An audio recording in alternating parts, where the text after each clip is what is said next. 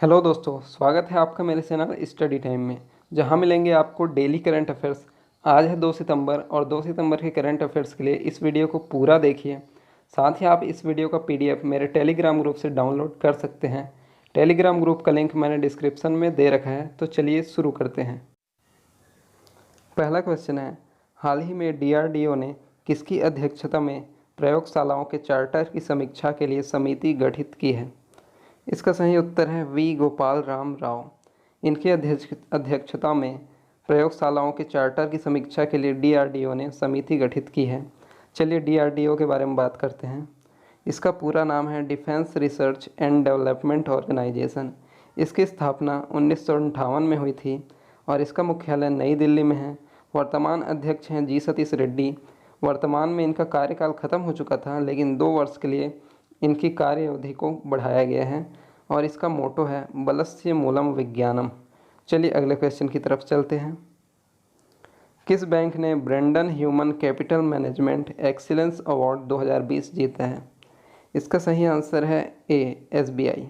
SBI ने Brandon human capital management excellence award 2020 जीता है। चलिए एसबीआई के बारे में बात करते हैं। इसका पूरा नाम है स्टेट बैंक ऑफ इंडिया। इसका पुराना नाम है इंपीरियल बैंक ऑफ इंडिया। इसकी स्थापना 1955 में हुई थी। इसका मुख्यालय मुंबई में है। वर्तमान में एमडी हैं अश्विनी भाटिया और इसका टैगलाइन है the banker to every Indian. चलिए अगले क्वेश्चन की तरफ।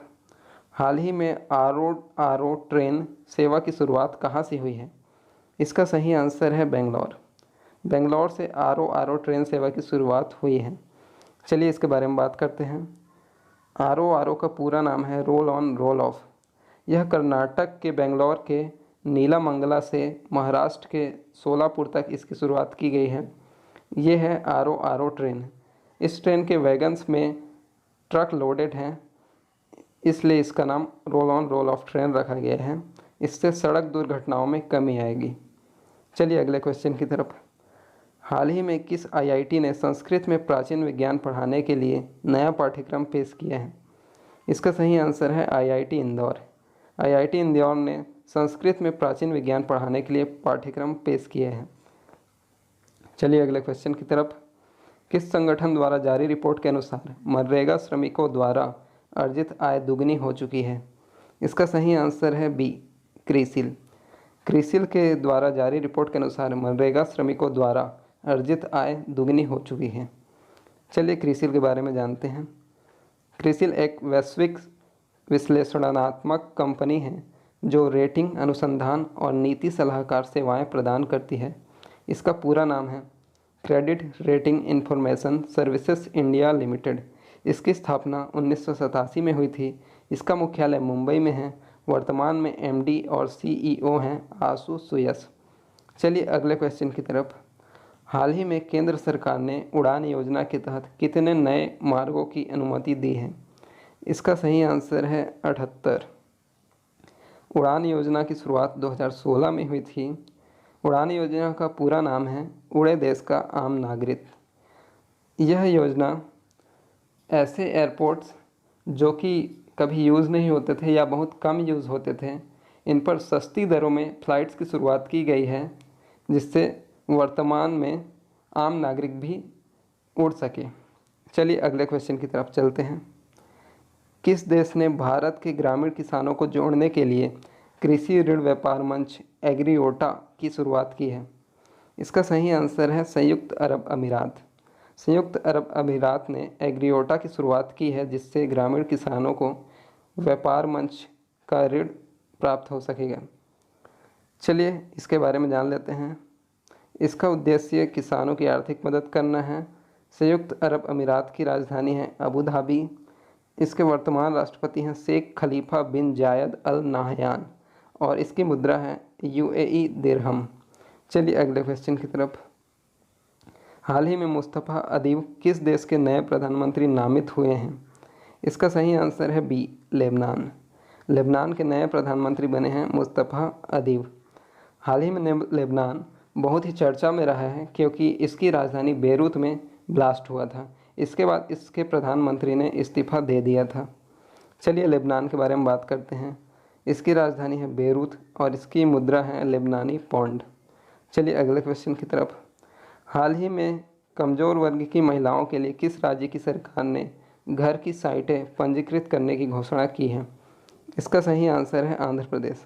आंध्र प्रदेश सरकार ने गरीब महिलाओं के लिए घर की जगह पंजीकृत करने की घोषणा की है। चलिए आंध्र प्रदेश के बारे में बात करते हैं। इसकी राजधानी है अमरावती। वर्तमान मुख्यमंत्री हैं YS जगनमोहन रेड्डी और राज्यपाल हैं विश्वभूषण हरिचंदन।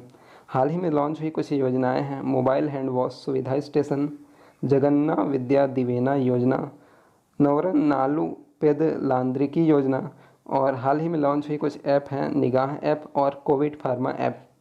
चलिए अगले क्वेश्चन की तरफ। हाल ही में लोकसभा में सचिव के रूप में किन्हें नियुक्त किया गया है? इसका सही आंसर है उत्पल कुमार सिंह।